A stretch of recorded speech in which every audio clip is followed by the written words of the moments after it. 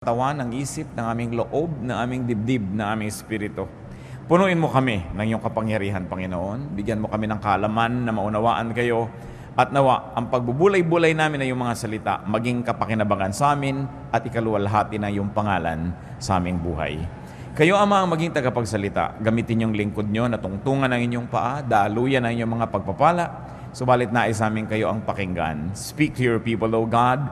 Walk in our midst. Be the speaker. Be the messenger.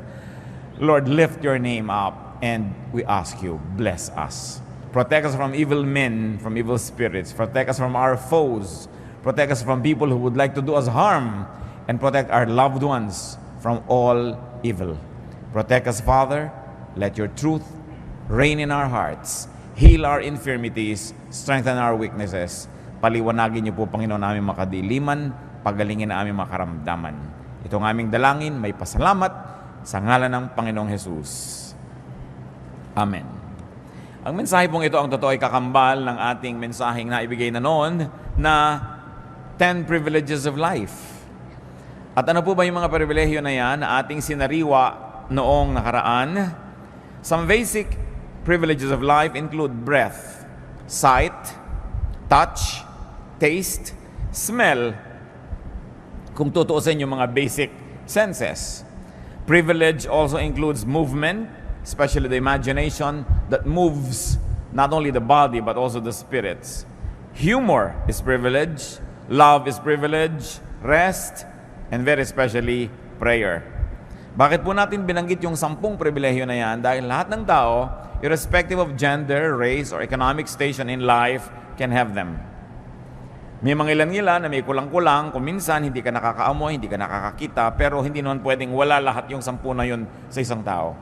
At nakikita po natin ang pagpapala ng Diyos maging doon sa mga kinukulang ang mga ganitong kakayahan, lalo ng senses, ay lalo namang nagiging matalas yung ibang nilang senses to compensate for what might be lacking in their lives. Now, these privileges are balanced by duties, and those duties are what we're going to discuss. 10 duties to life.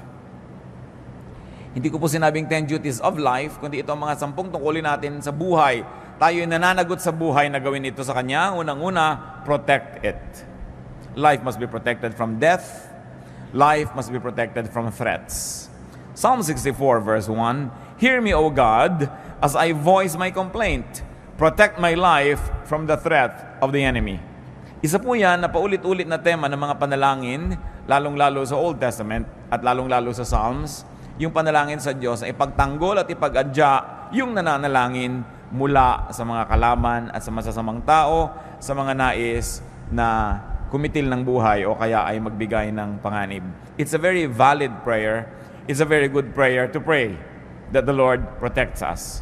1 Samuel 21 and 24, Then David fled and went to Jonathan and asked, What have I done? What is my crime? How have I wronged your father that he is trying to take my life? So David hid in the field.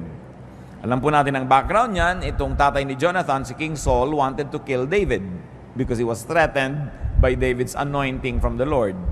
At ang ginawa ni David dahil siya gustong patayin ng hari ay nagtago. Hindi wise na harapin mo ang bala, wise na harapin mo ang apoy, harapin mo ang kamatayan kung pwede mo naman itong iwasan. Do not needlessly put life in danger and at risk by commission or by omission. Meaning by doing something that endangers your life or by omitting doing something that can protect your life. Marami pong mga kuminsan, mga sports hindi na necessary. Sobrang threat sa buhay. Maraming mga libangan, maraming ginagawa ang tao, inilalagay ang buhay na parang taya sa isang sugal na pwedeng sa isang saglit lamang ay maglaho ang buhay na ito. Hindi ganyan ang ating dapat ginagawa sa buhay. We've got to protect it. At bakit po natin pinag-uusapan itong mga obvious naman na ito? Sapagkat sabi nila ang paalala ay gamot sa taong nakalilimot. Kung minsan nalilimutan din natin that we are needlessly putting our lives in peril, under threat, in danger. Kahit sa mga bagay na pagpaputok lang kwitis, kung minsan ang buhay mo pala napapanganib. Kung minsan yung hindi pagjejeta sa pagkain ng mga bawal, hindi mapigil-pigilan ng katakawan, yung pala nanganganib na ang kalusugan ng isang tao. Sa pag-neglect na mag-medical check-up, may ipang papa-medical check-up naman, Pero nineneglect, pinapaurong-urong, lumalala ang mga sakit. This is needless dangers that we allow to enter our lives. Another duty to life is to edify it, to lift it up to ever-escalating heights and meaning and value. Hindi tayo nabubuhay para maghanap buhay. Naghahanap buhay tayo para magkaroon ng buhay. Dapat ang paghahanap buhay, isa lang po yan na kasangkapan, props ng buhay, para magkaroon tayo ng kailangan natin na pera o kaya ay kabubuhay para magkaroon ng tunay na buhay. Ang buhay ay hindi hinahayaang mapanis, yung nandyan na lamang at hindi na umasenso, nabulok na lang, inanay, umatras. Ecclesiastes 1:13, I devoted myself to study and to explore by wisdom all that is done under heaven. So si Solomon, mayaman na, hari na, hindi ka pa mag-aral. Yung mga iba naman, gumraduate pa lang ng college, sabi, tapos na, ayoko na magbubukas ang notebook ulit kahit buong buhay ko, hindi na ako magbabasa uli ng libro. Ang utak po ng tao, habang ini-stretch, lalong lumalaki. Pero parang sikmura rin yan. Pag palaki ng palaki kinakain mo, palaki ng palaki yung tiyan mo, mas marami ka nakakain. Pero subukan mong konti yung kinakain, lumiliit din yung tiyan nyo, nag-a-adjust. Ganon din yung brain. The more information, the more knowledge you process, the more capable your brain becomes. Pero pag pakonti ng pakonti ang iniisip niyan, pakonti ng pakonti ang mga nilulutas, lumiliit din ang utak. Meron po mga nakakausap tayo sa buhay na nakakabobo. Pag lagi siyang kausap nyo, mabobobo kayo. Meron tayong mga ginagawa na nakakabobo. Pag yun ang ginagawa mo, mabobobo ka. Kaya kailangan lagi kami iniisip na ibang gawin so that your brain will continue to expand. So that it would be enriched with knowledge and therefore with the accompanying wisdom. Luke 12:23.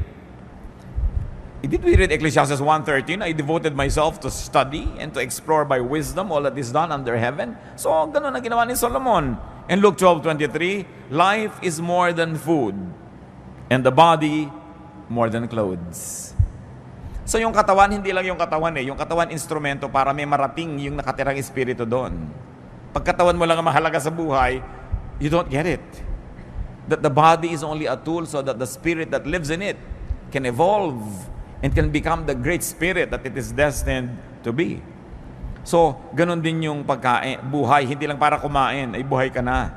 Tapos aantay ka ng umaga, pag umaga, antay mong gumabi, pag gabi, inaantay mo mag-umaga, ganun na lang, naubos na lang yung buhay ng papaganon. We've got to go beyond the basics, we've got to go beyond survival level. Kaya kalaban po ng tunay na espiritualidad, ang sobrang karukhaan, ang sobrang kahirapan. Kasi very, very poor people are not able to move on because they're just too busy surviving. May narinig kong kanta ni Madonna, sabi niya, I will not go to heaven, I will not be an angel because I'm too busy surviving. Sabi nung kanta niya. There is some truth in it because when people are just too busy trying to survive, they will not be able to evolve into the refined personalities that they should be. Kaya kahit edad, nilalampasan para magkaroon ka ng lalong credibility. At kung bata ka pa at may credibility ka na, kailangan ipakita mo yon at lagi mong patunayan. Si Paul, ang kanyang payo kay Timothy, sapagkat itong si Timothy isang batang leader, 1 Timothy 4:12, don't let anyone look down on you because you are young, but set an example for the believers in speech, in life, in love, in faith, and in purity. So hindi excuse na bata pa ako o kabataan pa lang ako, so pwede akong maging ganito lang. Sabi, kailangan malampasan mo agad yan, mag-graduate ka, kasi napakaiksi ng buhay, pero napakaraming dapat marating. Sa katunayan, even geographically speaking, napakaraming lugar na dapat mabisita, napakaraming pagkain dapat matikman, napakaraming librong dapat mabasa o masulat, napakaraming kaibigan na dapat maging kaibigan, makilala, makadaupang palad, maraming karanasang dapat maranasan, pero kung umikot na lang ng umikot ang iyong buhay sa the same karanasan every day to the point that you're bored, then you are cheating God who created life. And sadly, you are cheating yourself. Ang buhay dapat laging may bagong nararanasan, may bagong nalalaman, at may bagong mga applications na nalalaman at naia-apply sa buhay. Another duty to life, beautify it. Make life lovelier, nicer, more pleasing to the body, to the soul, to the Spirit. Diyan nga magaling ang mga Filipino magpaganda ng isang bagay, ng isang lugar.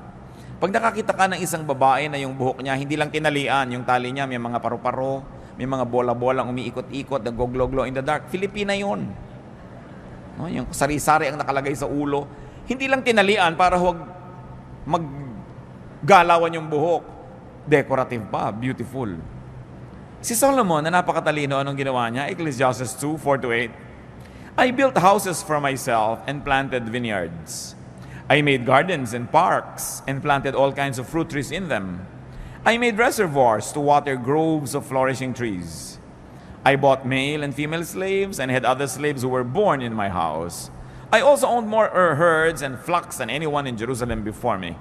I amassed silver and gold for myself and the treasure of kings and provinces. I acquired men and women singers and a harem as well, the delights of the heart of man. So niya, name it, I had it. Ginawa ko. At hindi maliit na bagay na siya tinawag na matalino. Ang lahat dapat makita ng mata, tiningnan niya. Ang lahat dapat matikman ng labi, natikman niya. Ang lahat dapat mahigaan ng likod, hinigaan niya. At hindi lang ba siya nabubuhay, meron pa siya mga singers. Ngayon, madali yan maglagay ka lang ng iPad, magpatugtog ka ng cassette dyan o video, may tugtog ka na. Pero noong araw, kailangan pa ng mga live orchestra, nilalagyan. Bakit po nilalagyan ng musika ang buhay? Kasi nagpapaganda yan. Bakit nilalagyan ng kulay ang buhay? Kasi nagpapaganda yan. That's why the eye is able to see many shades of colors. That's why we can appreciate various shades of temperature. Lamig o init. Merong gusto mo kinakain mo na maligamgam, merong gusto mo talagang nagbabaga sa init, merong gusto mong nagyayelo sa lamig. And all of that are experiences that human beings were designed by God to explore and to enjoy. So beautify your life. Yung bahay nyo, maliit man, pagandahin. Ang gulo-gulo, ang dami-daming kalat, ang lihim lang yan, marami ka lang kahon. Paglalagay mo lahat sa kahon. Diba? Hindi nakasaburay-ray dyan sa bahay mo lahat ang bagay-bagay. No? Hindi yung ang gulo-gulo. Hindi kailangan ka maging mayaman para maging maganda ang kapaligiran. Nakikita natin kung minsan kahit mga dukha ng mga tahanan, mga lata-lata, nilalagyan ng konting bulaklak, namumulaklak, gumaganda. Beautify your life. Decorate your life. And you know, one of the best decorations of a house are the good friends that visit it. Yung maganda yung nadadalaw ka, dumadalaw ka. Beauty means balance, symmetry, harmony. Mamamahay na rin lang kayo, linisan na, gandahan na. Magbibihis na rin lang kayo, gandahan nyo na. Kahit naman anong pagsabasamahin yung kulay, pwede, pero ba't hindi nyo lagyan ng harmony? Pwede namang iplano yan kahit kukunti ang damit ng tao. Tingnan nyo yung kulay na bagay sa inyo at yun ay pagsusuot ninyo. Hindi yung kumisa na pagkakamalaki naglalakad na kortina. O sa lalaki ng checkered, akala ng mga tao, bintana kayo. Sa kailangan, tinitingnan mo, maganda ba to sa akin? Bagay ba to sa akin? Kailangan ay pinapaganda. Hindi lang kasi yun for you to feel good You also minister to others kasi nagagandahan sila sa nakikita nila. It is our ministry to beautify the environment and we are parts of that environment. Lalaki, babae, walang gender issue yung kagandahan. Kaya nga napakaganda po ng wikang Tagalog. Kasi sa atin yung ganda, pang lalaki at saka pang babae din yan. Sabi natin, magandang lalaki. Di ba? Ganun din ang tawag natin. Hindi natin hinahati sa gender yung beauty. Because sabi nga ni Mrs. Marcos, a man who does not love beauty is only half a man. Dahil siyempre, kailangan nag-appreciate ka niyan. Another duty to life is to love it. Are you in love with life? Nagigising ba kayo sa umaga sa sabi nyo, I love my life? Mahihiga ba kayong, I love this bed? Kakain ba kayo, I love this plate? O eto na naman, dito na naman ako kakain sa gasgas na plastic na ito. Ba't hindi kayo magpunta na magandang-gandang plato? O ang dami yung magagandang plato, inaanay doon sa estante, tinitira ng mga bubuyog at gagamba. No? Kailangan gamitin nyo yung mga magagandang bagay na yan. You should love life. Huwag yung gutay-gutay na ang inyong mga tuwalya, tapos ang gaganda nakatago. Aanin nyo yun, di ba? Kailangan gamitin yun. Meron naman kahit tayo hindi mayaman, meron tayo niya magagandang tuwalya, mga pang-derby na mga bedsheet. Gamitin ninyo yan. Kasi pag pinagagamit nyo yan, nakita ng Lord na magagasgas na, makukulangan na, papalitan niya. Kaya kung minsan hindi pinapalitan, hindi naman ginagamit nakareserba. May reserba ka pa, gamitin mo. Subukan mo ang Diyos. Kasi alam nyo kung bakit. Ang Diyos mahilig sa maganda. God is God of beauty. Titingnan mo ang nililikha niya, mga bato, ang mga dahon, ang mga halaman, pati mga hayop. Ang gaganda. Kaya napakalaking kasalanan na pangit. No? Ngayon, yung pangit, hindi ibig sabihin natin ganito ilong mo, ganyan ang buhok mo, pangit ka. No, there's no such thing. Because all human beings were made by God. So, ano man buhok mo, tuwid o kinky, lumalakad man yung suklay pag inilagay mo, ayaw lumakad. Pag may pumasok na insekto sa loob, di makawala. Maganda ka pa rin dahil Diyos pa rin ang gumawa ng kulot na buhok. Ang point lang, maganda ba yung gupit mo? Bagay ba naman yung ginagawa mong ayos sa iyong sarili? Hindi pinag-uusapan yung height. Anong ginagawa mo sa katawan mo? Pinapabango mo ba yan? Pinapakinis mo? Love life. Kaya alam niyo po, kitang-kita niyo pag ang isang may bahay ay ganado. Pati ang niluluto niya, iba. May mga konti pang dekorasyon. Hindi ba sa inihagis na yung 3 tuyo doon sa, para naka-cross-cross na tuyo doon sa ibabaw ng mesa, wala ba ka-arte-arte? Pero pagka ganado ang tao sa buhay, pati kamatis, sinihiwa niya na maganda, naka-arting ganon. Nakakita niyo naman nakakain kayo kumisa nung tinanggal niya yung takip, nakakaantok ang itsura ng ulam. Then, paano bang ulam ito? Wala na ba ka-arte-arte sa buhay? So, love it. Romance life. Romance life.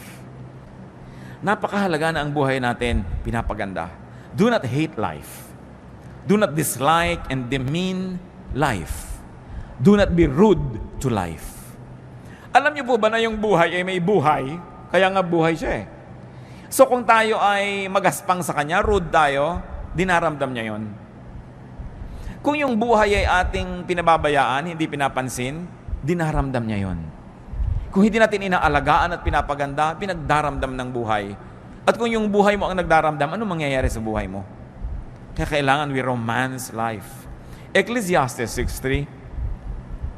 A man may have 100 children and live many years, yet no matter how long he lives, if he cannot enjoy his prosperity and does not receive proper burial, I say that a stillborn child is better off than he. So nakita niyo po ang mga particulars itong si Solomon hanggang libing. Sabi, kailangan maganda ang libing. Yan ang last statement ng buhay mo. No? Kailangan, pinaplano mo rin yan. Dahil gusto mong igalang, maging yung katawan mo na iniwan sa bandong ibabaw. No? Kailangan na inaayos ang buhay, binibigyan mo ng dignity.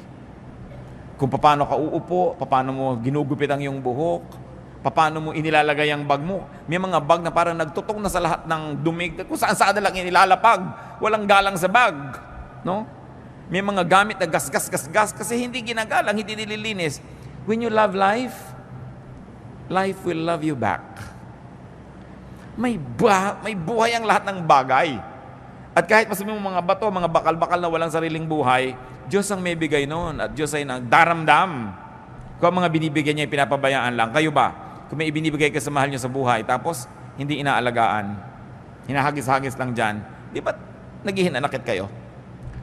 Ang Diyos na nagbibigay sa atin ng lahat ng tinatangkilik natin. Meron kayong isang leather bag, nakikinis-kinis nyo ba? Napupunas-punasan nyo man lang ba yun? Di ba? Yung bahay ba naman natin, inaayos-ayos natin. Napakahalaga.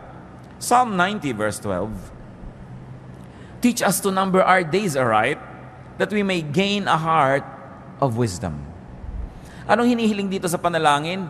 Turuan niyo po ako, Panginoon, na bigyan ng katuturan ang bawat araw ng buhay ko. Love life by not wasting time. Love life by getting the most out of time.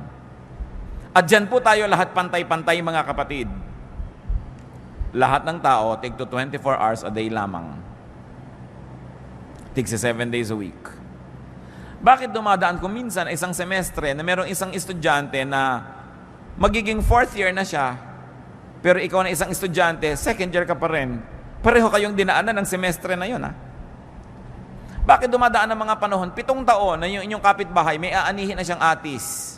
Kasi nagtanim siya 7 years ago. Ikaw na walang itinanim, titingin-tingin ka lang sa atis niya. Pareho kayong dinaanan ng 7 taon.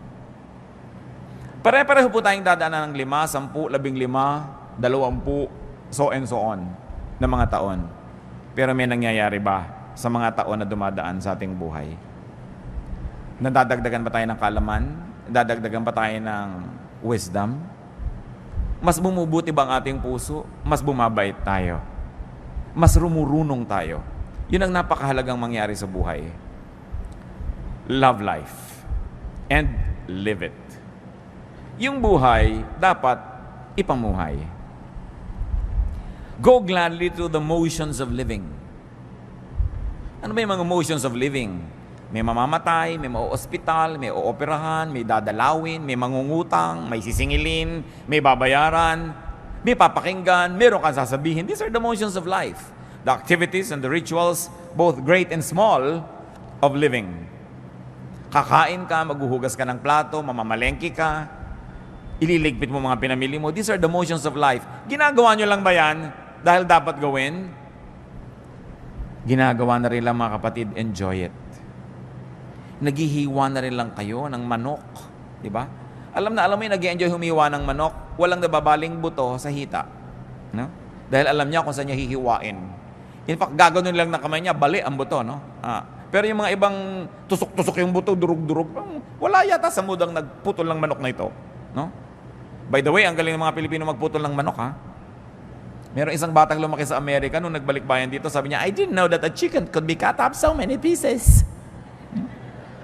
Talaga ganyan dahil maraming kakain. No? Naparami talaga ang manok. Daig ng mga ginang dito sa Pilipinas, sa mga surgeon. No? Pagpaparami ng ulam. Pero ayusin mo na yan. Ayusin mo na, dadabog-dabog ka. Enjoy every minute. Because if you work for 1 hour or 2 hours, may nililinis ka, hinuhugasan mo yung mga balat ng talaba, o kung ano man yun, at nagdadabog ka, nainis ka, kapatid, ikaw nalugi noon dahil may dumaan na isang oras na hindi mo na-enjoy at hindi na babalik ang oras na yun kahit kailan. Kaya lagi kong sinasabi sa mga magulang ng mga bata, enjoyin nyo na mga anak nyo. Yung para kayong puno na laging sinasampan ng anak nyo, pagdating ng araw, ni ayaw niyang makita kayo kasama sa mall. No? So habang laging nakasama, isama ng isama, laging pabuhat ng pabuhat, buhatin. Hindi laging ganyan yan. Dumadaan ang panahon. Mabuti na yung walang pinagsisisihan. Ecclesiastes 9:7-10. Go eat your food with gladness and drink your wine with a joyful heart. For it is now that God favors what you do. Always be clothed in white and always anoint your head with oil. Enjoy life with your wife whom you love, all the days of this meaningless life that God has given you under the sun, all your meaningless days. For this is your lot in life and in your toilsome labor under the sun. Whatever your hand finds to do, do it with all your might. For in the grave where you are going, there is neither working nor planning, nor knowledge, nor wisdom. Sabi niya, gawin mo na lahat. Gawin mo with feelings. Mag-aayos ka ng bulaklak, sinaksak mo na lang bigla doon sa baso yung mga bulaklak. Gandahan mo. Diba? Magtitiklop ka ng kumot, hindi pantay-pantay yung mga sulok. Gandahan mo. Isasalansan mo ang mga tuwalya sa cabinet. Gandahan mo. Sabi gano'n, para lahat ng ginagawa mo, meron kang satisfaction. Tuwang-tuwa ka. Nag-enjoy ka sa buhay. Do not just exist. Live. Have a life. Have excitement. Have passion and feelings. Yung kakain kayo ng sopas ang lamig-lamig, mas gano'n na ba kahirap initan yan? Lagi na lang, hoy, huwag ka na magdagdag ng hugas yung plato. Dito tayo kakain sa tansan. Ano ba naman, napakahirap namang kumain sa tansan. Tapos ang chopstick mo, toothpick. Para madali ang paghuhugas. Mano bang humaba-haba ng konti ang paghuhugas nyo? Nag-enjoy naman kayo sa maganda nyong hain. Lagyan ng kulay ang buhay. Yung mga ganong tao, pag nananaginip sila, alam nyo, black and white ang panaginip. Dahil walang buhay eh. Go gladly through the stages of life. Nagiging bata tayo, nagiging kabataan, nagiging young adult, nagiging mga senior, lahat yan maganda. Kung tayo tumatanda na, don't hang on needlessly to youth because there is enjoyment that is unique, no, to those who are advanced in years. 1 Corinthians 13:11, when I was a child, I talked like a child. I thought like a child. I reasoned like a child. When I became a man, I put childish ways behind me. So may panahon ng lahat. May panahon. Hindi ikinakaila yung edad. Lalo mga Kristiyano, magunos dili kayong birthday. Ilan taon na po kayo? Hindi masabi pag above 50. Dapat very, very gladly you say. Dahil maraming tao hindi nakakaedad dahil namamatay na. So bawat edad na nadadagdag sa isang buhay ng tao, pinagdiriwang yan, ipinagmamalaki, no? Ipinagpapasalamat, hindi inililihim. Bakit nakakahiyang umidad? This is foolishness. We should be grateful. Every added year is grace from the Lord. Job 14:1-2, man born of woman is of few days and full of trouble. He springs up like a flower and withers away. Like a fleeting shadow, he does not endure. Nakita niyo ang pagpapakita ni Job kasi ng mga panahon na yun, problema siya eh. Niya, buhay, mahirap yan, maiksi, sasandali. And it's true. Bakit ngayon sasayangin ang sasandaling buhay? So be a child, be a youth, be an adult, all in its right time. And another duty to life, which is very much related to what we're saying, is enjoy it. Hindi komo ang isang tao ay makadiyos, ayaw niya mag-enjoy. Ito ang dapat ituwid. Akala nyo ba, pag religyoso ka, walang enjoyment. Puro mga parusa sa sarili, puro pag-aayuno, puro pagtitiis, puro pagtitipid. Enjoy life. Ecclesiastes 8:15, so I commend the enjoyment of life. Because nothing is better for a man under the sun than to eat and drink and be glad. Then joy will accompany him in his work all the days of the life God has given him under the sun. Remember, nagsasalita si Solomon na nagtrabaho ha. Sabi niya, I planted vineyards, I made orchards, I made reservoirs, I made houses. Kaya din siya nag-enjoy ng pagkain niya, ng pagpapahinga niya. Pero kung wala kayong ginagawang gano'n, tapos puro enjoyment, hindi rin yan balance. Enjoyment is earned. Ecclesiastes 10:19, a feast is made for laughter, and wine makes life merry. Sabi ganon, magpakasaya kayo. Basta hindi nyo nililimot ang Diyos. Sabi niya, young man, enjoy your life. Just remember that you will face God and you will give an account. Ibig sabihin, huwag mo kakalimutan na may Diyos. Nag-enjoy ka. It's from God. Pero be responsible for the kind of enjoyment that you have because there's going to be accountability also. Life is far from perfect. Don't cry over spilled milk, sabi nga nila. Marami na siguro kayong gatas na naligwak, juice na natapon. Baka naman hanggang ngayon, ipiniiyak nyo pa, tama na. Merong nasayang, pinanghinayangan nyo sandali, tapos tama na, get on with life. Tama na mga sisihan, tama na ang panghihinayang, yung mga if only, if only, if only. Tanggalin nyo na sa inyong lengguwahe mga kapatid yung if only. Kung natapos ko ang aking pag-aaral, yung mga ganyan, if only, pinag-aral ako. Hindi ka nga pinag-aral eh. Anong gagawin mo? Magngungungoy-ngoy ka buong buhay. Di kung gusto mo, mag-aral ka ngayon. Ngayon, kung hindi, gumawa ka ng ibang magagawa. Huwag kang laging sisihin yung magulang mo. If only mayaman kami. If only 5'10" ang height ko. If only maputi ako. If only ganyan. Walang mangyayari. Palitan natin yung if only ng napakaganda lalong 2 words, next time. Sabi niyo, next time. Kung ikaw ba naman ginawa mo, next time. Dapat ganitong ginawa mo. Tapos na mo, next time, we'll do it. Maganda yun. Dahil meron namang next time eh. Do not wallow in misery. Do not be possessed by regrets. Tama na ang panghihinayang at lalong-lalo na tama na ang pagsisisi, pagsisisihan, paninisi sa kapwa at sa sarili. Do not be possessed by sadness. Do not be possessed by mourning and fear. Because all of this will rob you of your happiness. Kailangan yan, sisatatin natin. Lahat ng mga nasayang na noon, nasayang na, pero habang lagi niyong iniisip, patuloy pa rin nagiging sayang. So dapat ibahin ang attitude. Be free, be reachable, be available. Because the enjoyment of life is usually amplified when it is shared with others. Kaya dapat reachable ka rin. You allow people to reach you and you reach out to people and you're also available. Time is one of the greatest gifts we can give to people and to ourselves. Napaka-importante. Tigilan nyo ng mga kapatid yung may patay, tinatamad kayong pumunta, pagkatapos ting makikita nyo yung namatayan, 5 taon ang napakanda ulit-ulit, pinapaliwanag nyo pa ba't di kayo nakapunta sa lamay. Diba? Yung may kasal, tinatamad kayong pumunta na lang kayo kaysa yung kutakot-takot na excuse ang ibibigay mo, ipinaghinanakit pa nung tao, nung yumaman, di ka nabalatuhan kasi wala ka nung kasalan. No?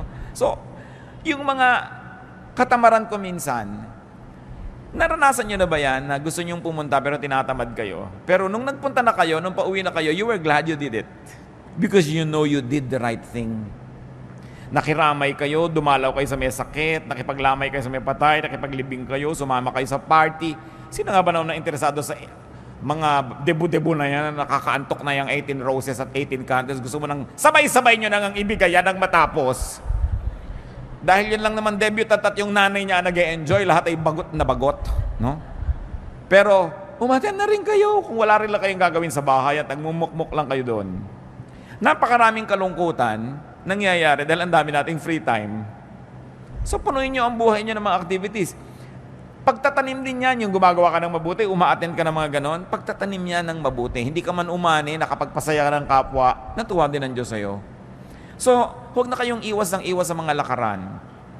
Pag kami mga namamatay na kamag-anak, lalo ang mga magkakapatid, may mga edad at kani-kanyang pamilya, hili-hilian kung sinong pupunta. O ikaw ang pumunta, namatay na si Auntie Kikay. Ikaw na, ako na nagpunta kay Chu Apeng. No, nagtituro-turuan. Ba't di nila kayo magpunta lahat? Kasi asaya din namang reunion yung lamay eh. No? Pag nandun ka na rin naman, mag-e-enjoy ka na rin. Pero paano ka mag-e-enjoy kung kagalit mo yung hipag mo, kagalit mo yung pinsan mo, kagalit mo yung kaeskwela mo nung grade 6 dahil siya ang naging most cheerful. Naagaw sa iyo ang medalyang lata. So yung mga dapat baggage na yun, mga tapusin na yan. Get on with life and enjoy what else remains of it. Another duty to life, multiply it. Paramihin. Physically, life must be multiplied. Utos yan ng Diyos.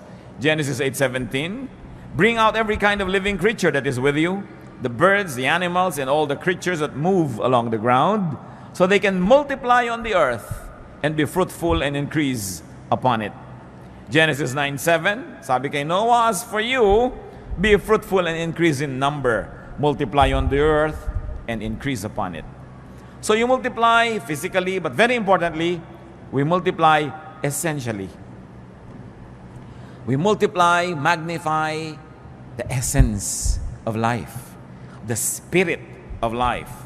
And you multiply life in terms of fruits and production, in terms of works and meaning. Dapat lalong nagkakaroon tayo ng halaga, marami tayong nagagawa, marami tayong napoproduce. Kumisan ay kinakalungkot ko po sa mga Philippine products. 20-30 taon na ang lumipas, itong kaong na ito para ko mabuksan, kailangan ko pang initan sa kalan yung takip niya, makipagtunggali ako sa takip, gumamit ng lyabe, gumamit ng kung ano, para ko makuha yung laman na kaong na lasang preservative. Ang kaong, ang makapuno, ang natadiko ko pare-pareho ng lasa. Walang product development. Napapansin nyo ba yun? Pag pumunta kayo sa Pangasinan, yung bibili yung tupig, o yung bibili nyo diyan, nakabalot pa rin sa dyaryo hanggang ngayon. No? So, hindi na ba mai-improve ang packaging yan para maging world-leading, world-class man lang? Bakit walang development na ating mga produkto? Papangit pa nga yung iba, yung dating bukayo, na nyog ang nakakain mo ngayon, kusot na yata yung laman. Umaatras pa. Pero alam nyo, sa tao nangyayari rin yan. Ano ba naman itong taong to? Nung huli ko itong makita, wala itong topic, kundi yung asawa niya. 3 years later, asawa pa rin niya ang topic. Wala nang iba. Yung ang repertoire mo, napaka-limited.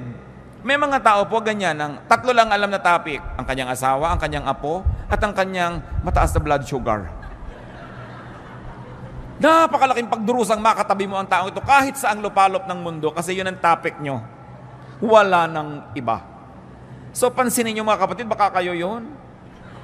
Yung iniiwas-iwasan na kayo ng mga tao dahil pag-uusapan na naman namin ito, yung cholesterol niya.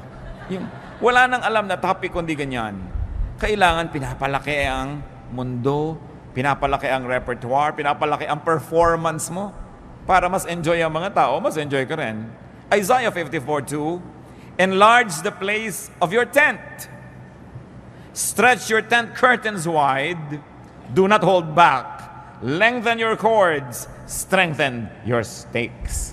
Ang ganda ng metaphor tungkol sa tent. Ang pinag-usapan yung lubid na humihila doon sa mga gilid ng tent at yung mga tukod niya na nandun sa gitna para huwag matumba yung tent. Sabi, tibayan mo yung tukod, habaan mo yung mga tali, haltakin mo yung mga tent mo. In other words, palakihin mo ang iyong mundo. Kung di nyo ma-spell nung araw yung Mississippi, 20 years later, hindi nyo pa rin ma-spell. May problema kayo sa buhay. Diba? Insecure kayo sa pronunciation ng mga nakikita nyo sa mga French menu sa restaurant. Diba? Hindi nyo alam kung ano ba to, order of verse ba ito? Hindi natin alam, or dev pala ito, o kung ano man. Ba't di nyo pag-aralan? Kabisaduhin nyo lang, hindi kayo kailangan magkabisa ng more than 20 French words, mabubuhay na kayo sa restaurant. Di ba? Pero lang ito lang, hindi ko alam to i-pronounce, ayokong pag-usapan yung mga bagay na yan. Marami mga Kristiyano hanggang ngayon, akala nila yung Titus Relo. So, paano ba yan? No? Akala nila si Sodom and Gomorrah are lovers. As in Romeo and Juliet. Parang 20 years ago, excusable yan, sister. Pero kung hanggang ngayon, ganun pa rin yung utak mo, napakalaki ng pandarayang ginawa mo sa buhay. Kasi hindi ka umasenso. No? Do more. Plant more. Stretch yourself. Kasi kaya. Nakakakita ba kayo ng mga gymnast? No? Minsan tuwan-tuwa ka na, may dala kang platito, hindi nahulog. Pero nakita nyo ba yung may mga 5 platito pinapaikot na ganyan, tapos meron pang mga laman na chandelier yung platito? Tapos nakasakay pa siya sa bisikleta, iisa ang gulong, habang namimisikleta siya sa alambre. Nagagawa ng tao, ba't di mo magawa? Ibig sabihin, nagagawa yan. Pag nagagawa yan ng iba, nagagawa ng lahat. Kaya lang, nag-train siya, nagbuhos siya ng panahon. Kaya huwag na tayo patuloy na magkubli doon sa mga hindi natin magawa. Gawin nyo. Pag-aralan nyo. Yung mga iba, tumanda na lang, tuwing merong party sa tabi ng swimming pool, hindi ako marunong lumangoy. Parang 10 years ago, nung reunion natin, di ka na rin marunong lumangoy. 10 taon nang lumipas, di ka wala nag-aral lumangoy. At magkikita pa tayo kung sakaling bubuhayin ka pa ng Diyos ng 10 more years, hindi ka pa rin marunong lumangoy, lulunurin na kita niyan. Wala kang asenso sa buhay. No? Kailangan umaasenso ang tao. Yung hindi natin mapagtugma-tugmang subject and predicate. No? May S ba o wala yung verb? Absent ka kasi na tinuro yun. Ano? So, pag-aralan, nasa libro naman eh. Yung hindi kasi ako marunong magluto ng dinugan, hindi ako kasi marunong magluto ng potsero, 3 years ng excuse yan, hanggang hindi pa rin marunong magluto. Dapat palakihin ng utak. Another duty to life is to restore it. Life will have pains and sorrow. Life will have mistakes. Life will have falls and damages. Ang dapat ginagawa ng tao is to keep restoring life. Laging may sira, dapat laging nire-repair. Yan, nakita niyo yung bubong ng bahay, hindi naman uubusan ang tulo niya na. Pag natapos na yung tulo doon, dito naman, o doon naman, dyan naman.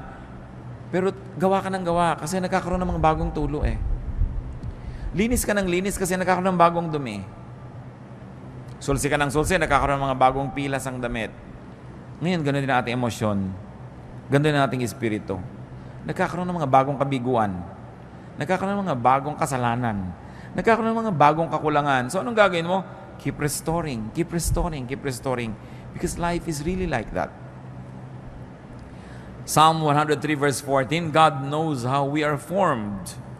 He remembers that we are dust. Diyos man, naaalala niya, alabok nga pala ang tao.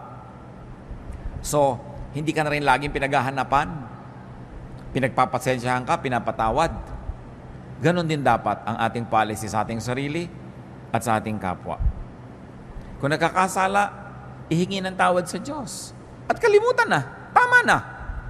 1 John 1:19, if we confess our sins, He is faithful and just and will forgive us our sins and purify us from all unrighteousness.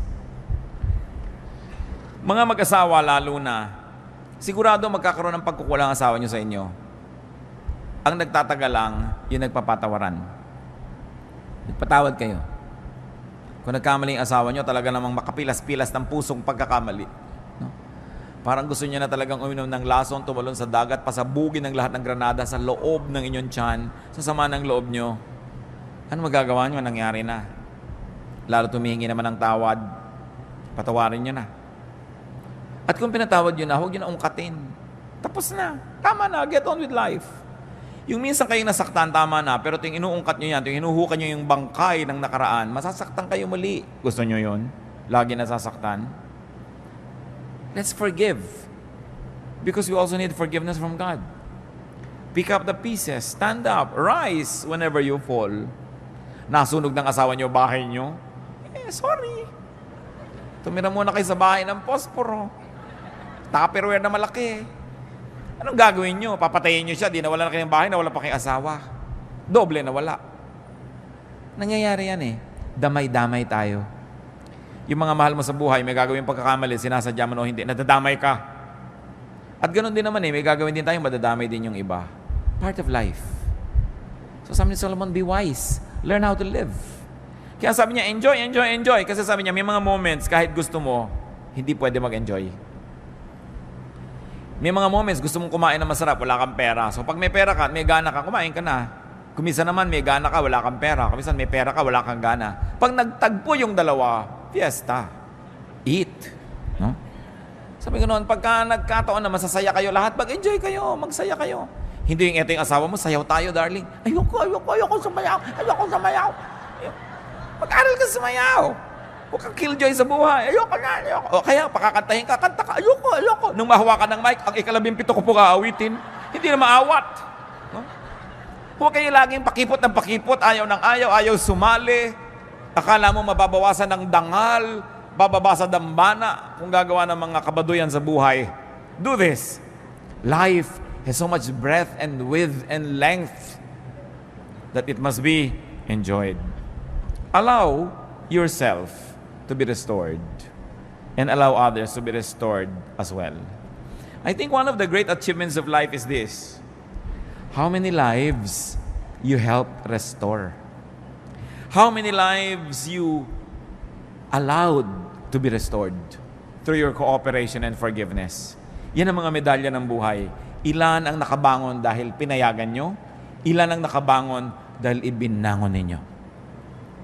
Napakasayang achievement yan sa buhay. Be changed. Be restored. Be reinvented whenever needed. No? Live the phases of life and live many lives, many roles, many times. Kung meron po tayong mga ugali na nagpapabawa sa atin para ma-appreciate yung life, sabi sa Romans 12:2, be transformed by the renewing of your mind. Kumisa kasi biktima tayo ng maling pagpapalaki. Pero pag na-realize na natin na mali yun, di talikuran natin yung mali na yun, itama natin ating buhay. Lalong-lalo kung may ugali kayong mahirap kayong makasama, may ministration kasi tayo sa kapwa eh. Kung minsan enjoy na enjoy yung pamilya, nakikita yung mukha nyo pagkahaba-haba, pati enjoyment nila nababawasan. Ikakasal yung anak nyo, naninimangot kayo dahil ayaw nyo sa manugang nyo. Di ba? Hindi naman kayo magwawagi, huwag na kayo nakikipag-konte sa manugang. Hindi kayo magwawagi, promise. So makikooperate na lang kayo. Be wise. No?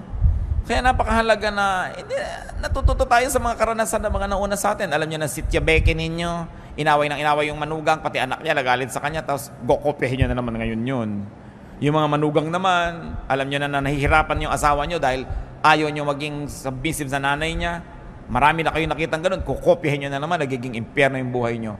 Hindi naman tayo kinakapos sa mga halimbawa sa paligid natin. Bakit kinokopya pa natin yun? Yung mga magulang na saksakan ng dadamot sa anak, saksakan ng mga susungit, nakita na natin ang masasamang effect. Tapos kayo na naman, inuulit nyo na naman yun, sungit-sungit nyo na naman.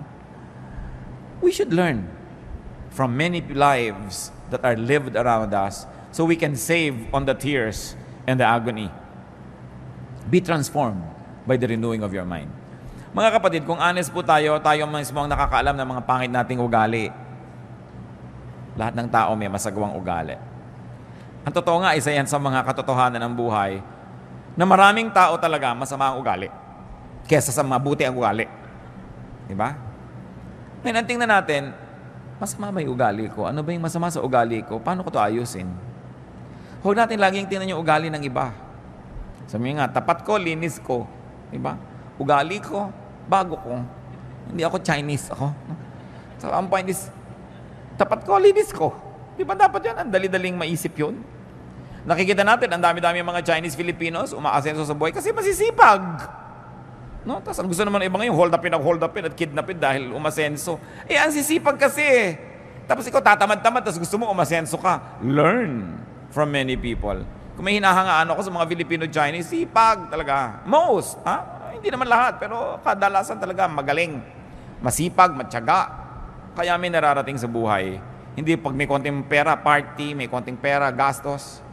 Kailangan maraming tayong production. What else do we do with life? Share it. Share life. Share livelihood. Share food and good things. Share blessings. Hebrews 13:16, and do not forget to do good and to share with others.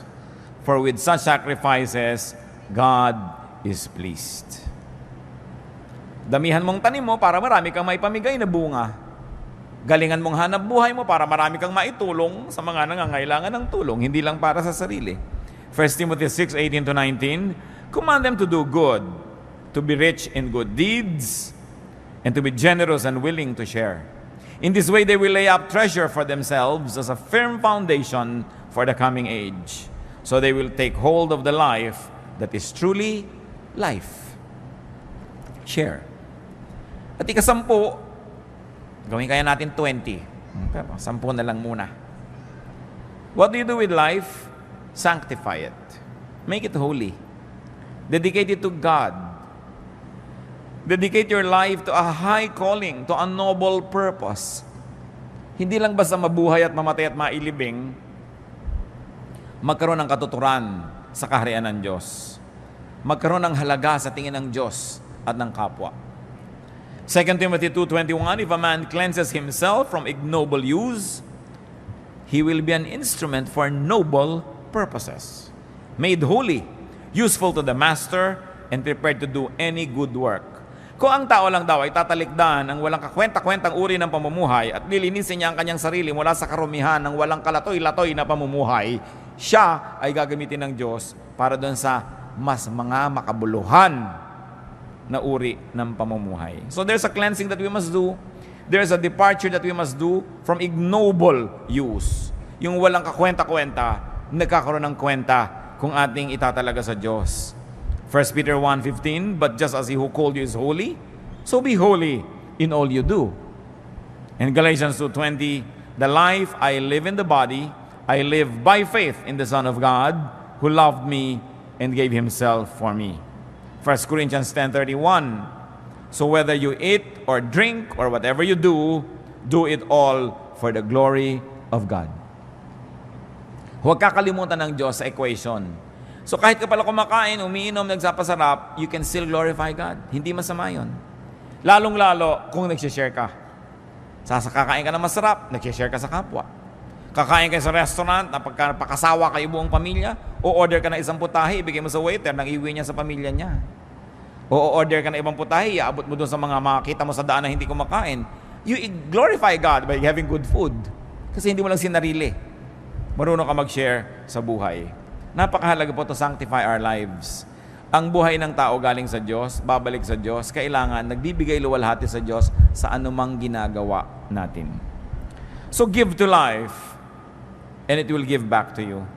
Love life, and it will love you back.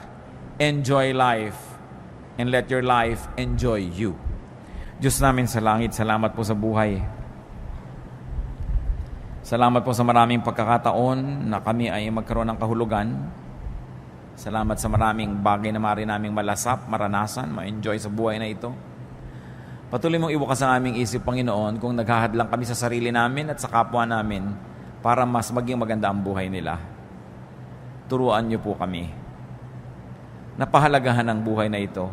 Bigyan ng kahulugan, kabanalan, kasiyahan. Malasap namin ang dapat lasapin ng isang taong tumatanggap ng regalo ng buhay mula sa inyo. Pakita niyo po sa amin ang aming mga asal, ugali, mga attitude, Panginoon, nakakahadlang para ang buhay ay maging maganda. Bigyan mo kami ng bukas sa mata na ma-appreciate namin ang aming kapwa, Lord, na nag-aambag ng malaking bagay sa aming buhay. Turuan mo kami, Lord, to show gratitude to people who are instrumental for us to have a better life, better attitude and points of view. Maging mapagpasalamat kami sa inyo at sa mga kasangkapan nyo na nagpapaganda ng aming buhay. Spend some moments with the Lord. Listen to the Spirit of God and speak to our God as the Spirit moves you.